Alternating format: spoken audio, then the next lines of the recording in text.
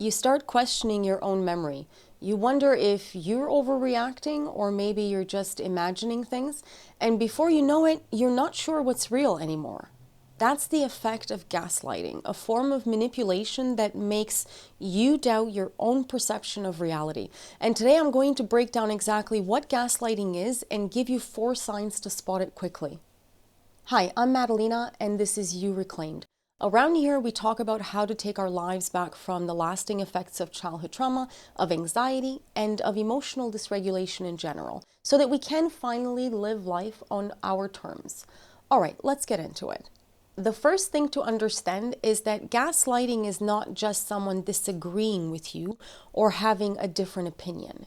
It's when someone actively puts themselves to the task of making you question what you saw, what you heard, or what you experienced.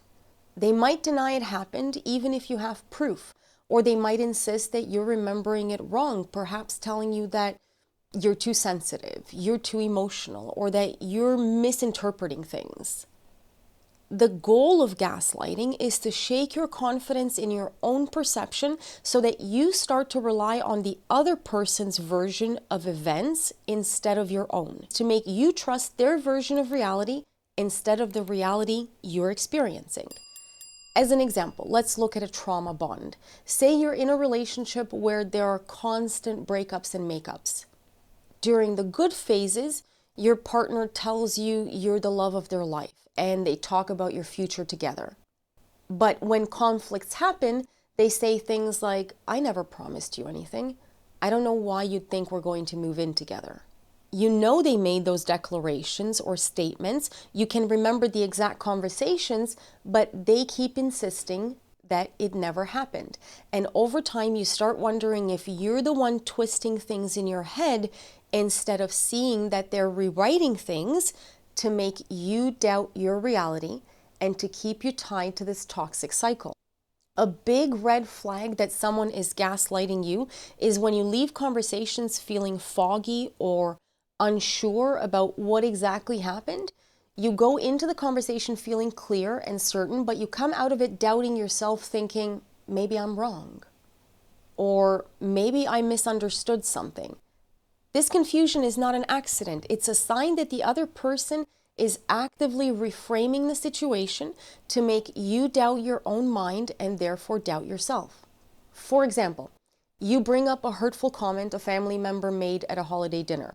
You clearly remember the words, the tone, and the way it made you feel. But instead of discussing it, they smirk and say, "You're overreacting. I never said that. You're remembering it wrong." And by the end of the interaction, you're wondering if you made too big a deal out of nothing, or if maybe your memory is playing tricks on you, even though you walked in completely sure of what happened. People who gaslight you often do it once they get to know your vulnerabilities, your weak spots, your insecurities, your fears, your past mistakes, and they'll use these things by bringing them up at carefully chosen, orchestrated moments in ways that make you second guess yourself. For example, maybe you've opened up about struggling with anxiety in the past. Later, when you raise a valid concern, they'll tell you you're just being paranoid. You always overthink things. So now in the future, you'll be afraid to bring up any of your concerns because you know that you'll just be made to feel like your anxiety is acting up. Or if you've admitted making a past mistake, they'll randomly bring it up in unrelated arguments to make you feel unstable or unreliable. It's not about solving the issue. It's about planting doubt in your mind so that you're less likely to trust yourself in the future the next time you want to bring anything up. One of the clearest signs of gaslighting is that over time, you start apologizing constantly for things that are not your fault, for how you feel, or even for imagining something might be wrong. This happens because you've been conditioned to think that you're always misreading the situation. And once you start doubting yourself that much, it becomes harder to speak up at all. For example, imagine you're at a friend's birthday dinner and your partner shows up 2 hours late without telling you anything about it. And you ask them, "Hey, is everything okay? You showed up late." And instead of answering, they snap, "Why are you always making a big deal out of nothing?" And by the end of the night, you're the one apologizing for being too sensitive or for overreacting or for ruining the mood, even though your reaction was normal and in line with the situation. It's normal to ask your partner, hey, you were 2 hours late, what happened to you? Gaslighting works by eroding your trust in yourself. So the antidote to that is to stay really, really grounded to reality and to make sure that you stay connected to your own inner compass.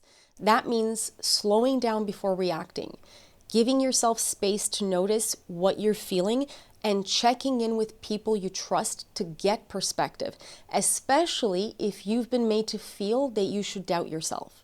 You have to remind yourself that your perceptions and your feelings are valid, even if someone else, especially someone close to you, tries to convince you otherwise. If you found this video helpful, consider liking and subscribing for more tools like this. And if you want to know what it actually feels like to be in a safe, respectful relationship with no gaslighting, watch my video, What Emotional Safety Really Feels Like in a Relationship. I've linked it in the description below. Until next time.